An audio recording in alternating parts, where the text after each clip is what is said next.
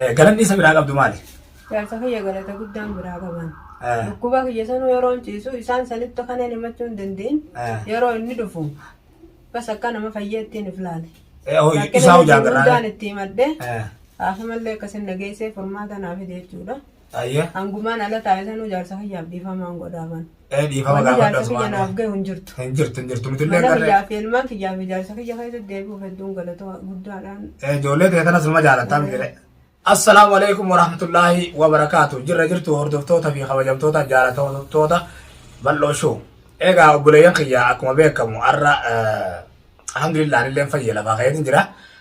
Akkuma beekamu gaa torbaan dabre bal'oo eessa kuttee dachee eessa kuttee jechaa turtan maaliif Abiraam biratti hin argamin jechaa turtaniini bal'oon gaa waan irra jiru obboleeyyan kiyya achumaan viidiyoo isinii marree dachee wajjin yuutuuba wardaa irratti isinii himnee turre.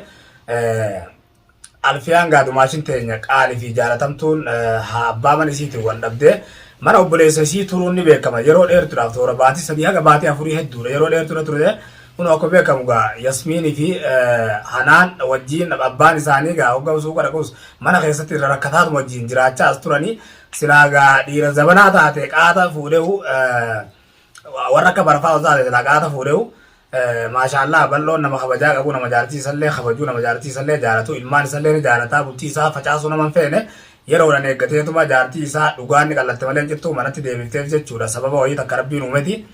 Egaa obboleeyyan kiyya akkuma beekamu guyyaa sangaa isin himnee turre bal'oodha wajjin silaa yuutuuba warra irratti argamneeti waan irra geenye miyyoo san akka goone wajjin maratuuf turre. Ammoo wanni sababni xiqqaan takka uumameeti jaartii isaa hunoo akkuma beekamu limmoota irra jiraa'u dirqumaan kaafne taa'uu hin dandeessu amaliyyaan yeroo dheertuudhaaf dur godhatte takka hiikattee bifa haaraan amaliyyaa haaromsanii godhanii Yasmiin baaban keetii fi ummaan tantee wal dhabaniiti yeroo dheertuudhaaf addabanii meedha. Isillee akkuma beekamu gaafana obboleessi isii turte mana eessuma keessanii. Gaafsan galuudha didde akka hin dhagayetti nuti isin dhahinanneeti obboleessi isiidhaan sun ooni godha janii firaa sodaannee dhiifne. Ummati baba khultarane tabalu ummati yellen wara obresa si deite kutille demne na fena baba khillen demne tara me garane gafane esuma resani ni de gara jabate tara la masal fa deine baba khiyoj deine dide tboda akhira جناني جبودة فونين وندرو مستشفى قرصني عملية قوني ماتنا الحمد لله عملية نجاتي جرتي وما انتي اللي مباتي جرتي الحمد لله. أما أساس جتون إسي نماتو قلت مو سبب عملية غنادي منتي قلت مو ما أكملتي قالوا دنديسة منتي. أمان تنتي نماتو قلت مو أبوليس إسي لازم تو قلت مو بابا خيتو لقى قلفته مو إذيب قلت مو سبب عملية غنادي قلت. سبب عملية غنادي قلت. أما غياسن منا أخي ما بلو جين لقى تنتره غيا يرو قبضتني ما خينا خير Alilleen dhagayeeti naaf hidachee achitti ilaallee manatti dhufnee ilaalla takkaawu bakkusiin dhuftetti dhannee ilaalla jennee ifirraa harama kiyyaa deebinee beekte isiin mana obboleessatti galtee fi mana kanatti galtee quban qabnu silaa qaata dhufnee ilaallee beekadhu harruman bal'oodhaan gartee bilbilee gaafannaan animuu mana jiruutiti deemi mana dawaa tokko bituu deema dhaqii ilaale mana jirti naan jee edaa guyyuma sanuu galtee isii mana kana dhaakimaarra sabuma amaliyyaan tulitti dhuftetti galtee jechuudha manatti. Hedduu akka hagamta akka gammaddamme. ديلا جنبنا الحمد لله عملية أنا جانا جاتة وإني لما يبغى عملية سنيتو يعني إني صدقت كذا من عمليات كسنة سنة الحمد لله مالتي عملية رانا جام بعد جرتي الحمد لله ما تعمل إنه قلت ونيل نبرانتم الحمد لله وعايزين كفاية تقول جنبنا درا بلو أنا مسكينة عملية يرو تكتا كسبابا وإني تكتا سبابا قدرته جما بريدتي جما خيرتي لما فسرتي عملية يوم تنو خيري لا تعدي تقول هي حنان Akka gammadde ummaan tante manatti galuudha. Dubbaddu hagam takka gammadde. Dila. Kophaa hiyyoomtanii mi kophaa tattaa'u turtanii. Alhamdulillah rabbil alamin baga rabbi isin gammachiise ummaan teeni fayyiti amaliyyaa namoota godhataanii fayyaa. Dumaashi. Ati silaa maal irratti jaarsa keetii wal dhabdaniiti adda baatanii dila san maali bal'oon kunillee dhalallee waan naannessu maaliif dilas garaa jabaattee ilmaan babbareedaa kanarraa ilmaan keenya qaalii kanarraa akkasitti mana obboleessa keetii filattee Keessafuu irra caalaa obboleessa keessumillee garaa jabaatee manatti deebisin deebifne nama hedduutu jala deemu ture nuti immoo halaalumatti sodaanne obboleessa kan keessumaa wada janiiti ifumaa if gartee agaltu enneetuma dhiifne gaafirraa maaliif silaa gaa'inuu bal'oo waan aannasee qaata galtee bal'uma waan aannessu ola kanaatu achitti si tursiise haa ta'u alhamdulillaahi baga rabbi nagaan si galchee maal irratti adda baatanii amma gaadde gaafilee sitti guddisuu dhukkuba maal irratti sababni adda baatan maal irra ture. لا ولا متعرف يارسا بجارتي ولا متعرفني ماله Tana san ennema. Aje amma gafi gafanne lola bifaaraan hin qabnu. Rakkoon qabu akkami sila amaliyaan akkami wayyaadha. Alhamdulillah. Alhamdulillah rabbiin fayyisa rabbiin fayyita inshallah. Gama biraatiin sila osoo amaliyaa tana godhatu maatte galtaa mana keetti. Galuu filleen deemuu garuu kaanis waamee kaan adda baafadde. Yeroo na dhukkube sanatti namni akamallee nan geessine. Obboleessa hanke amma sila efa dhukkubsattee kam takka mana obboleessa keetii san turtee moo. Amaliyaan kaata duraaniitiin.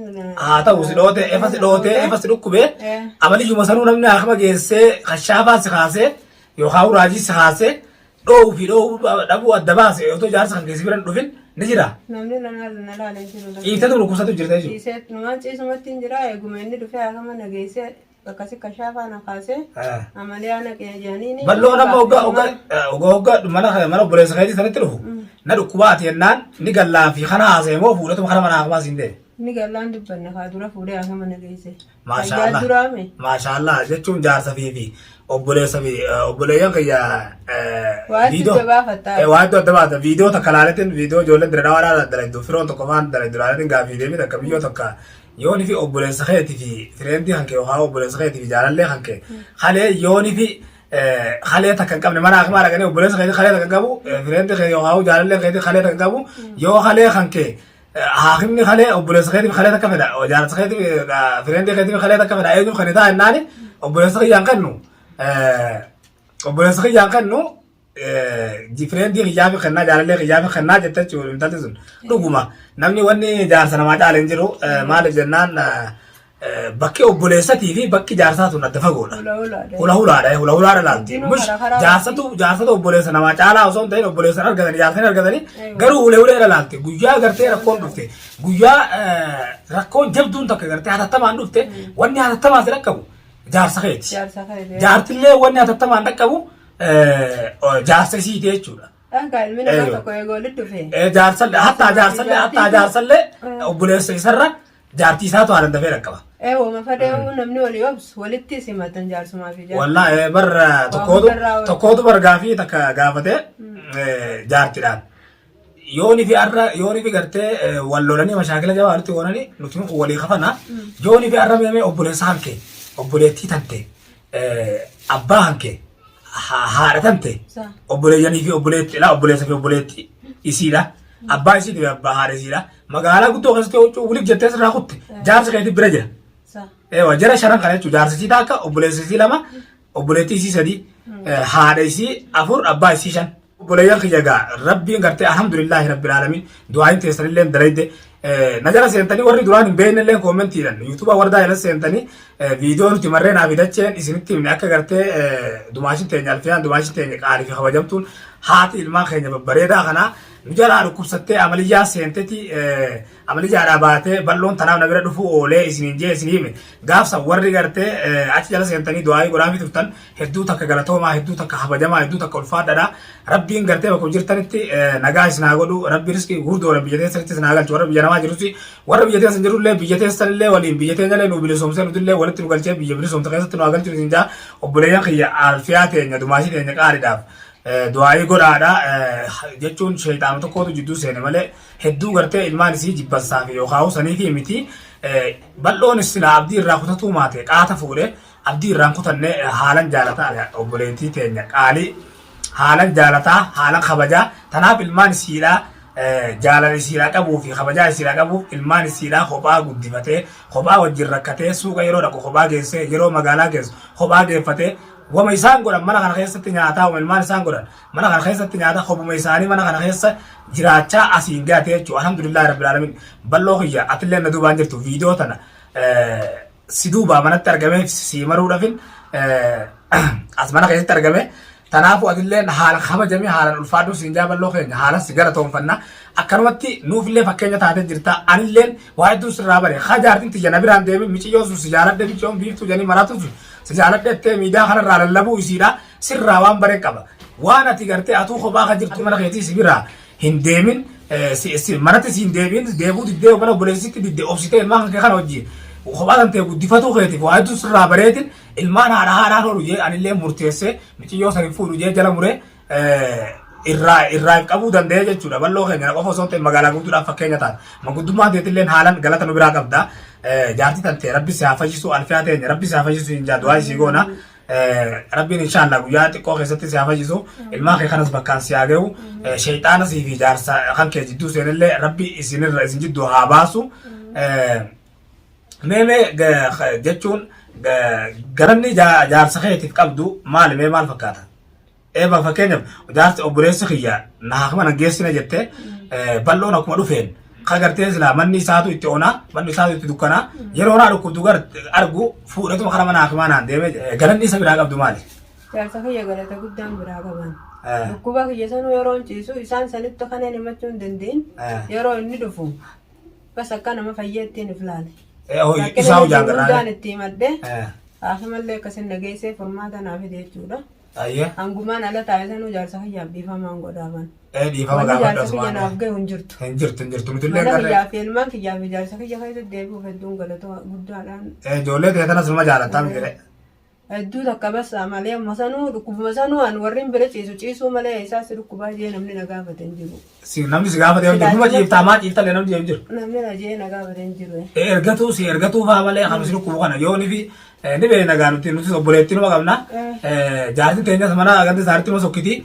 Yeroo ati sokkitee mana isaanii jirtu yoo ati fuula guurte sitti aaruufa takka adeemtee galtuufa siin jan kanumatu gartee hin galootte. Rakkinumaa warra obboleessarra jaarsatti ibsata waan jiru akkaan adda geeme. Anis eegaan isa harkatti ibsadde basaafama nageesse.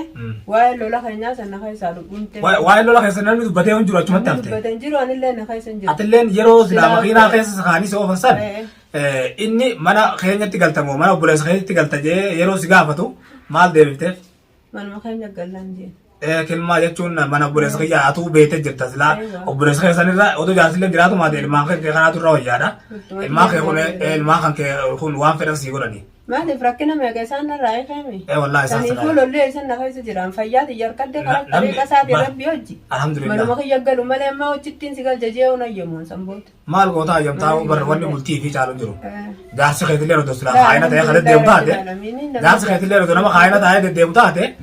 Nama deddeemuu miti waan taateef alhamdulillah rabbil alamin baga rabbiin mana keetis galche taamaliyyaa ramadaa dhiisinurra ergamaa rabbiiti sallallahu alaihi wasallam namni yeroo jalqabaatiif amaliyyaa godhate opereeshina godhate obbolee kiyya warri afaan arabaa kanas hin beeknesi amaliyyaa jechuun afaan arabaati namni opereeshina godhate yeroo jalqabaatiif ergamaa rabbii nabi muhammad sallallahu alaihi wasallam nageenyi rabbii irratti haa jiraatu amaliyyaa godhatuun opereeshina godhatu waan salphaadha biyya teenyatti onni malee biyya tanatti namni kunoo alhamdulillah rabbil alamin bakka lama godhan amaliyyaa bakka lama garaa kanarra dhoosan obbolee kiyya bakka gartee duraan dhoote fi bakka haaraan dhoosaniiti duraanii hodhanii bakka sanillee hodhanii jechuudha. Obboleeyyan keenyaa guyyaa torbaan takka jummaa dabre amaliyyaa irraa baate hunoo har'a ol kaatee teessee jechuudha. Haaluma dhukkubu gaa dirqumaan ol kaatee dhufee teessee hordoftoota keenya duratti gargaarsiisuudha. Maaliif yeroo takka kijiba haasa'uun bu'aan qabu obboleeyyan achi teessanii nu laaltanii kijiba haasa'urra waan qabatamaa waan dhugaadhaa takka waan xiqqishoo takka horii fi waraabne isinitti biraan geenye gaariidhaa jechuudha. Isinilleen waan kana nurraa eeggattan. Tanaaf obboleeyyan kiyya du'aayii nu godhaadhaaf alfiyaan teenya qaalim fi kabajamtu obboleettiin teenya fi dumaashin teenya haati ilmaa keenya babbareedadha. Manatti nu galte hunoo anillee narra mana isitti hunoo ilmaan isiidhaa babbareedaa kanaa wajjin argamee achi taa'u jira. Hunoo bilaal kiyyaa wajjin ziyaaraa isaan bira dhufnee achi jirra.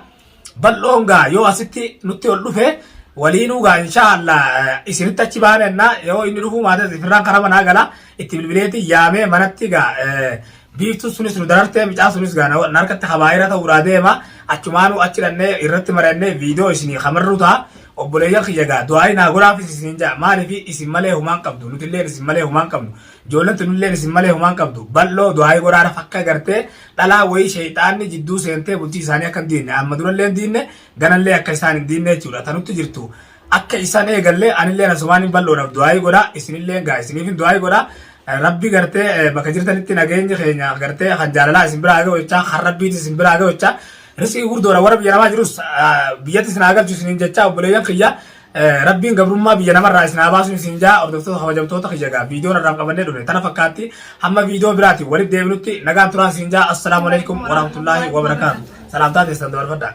Assalamu alaikum warahmatullahi wabarakatuh.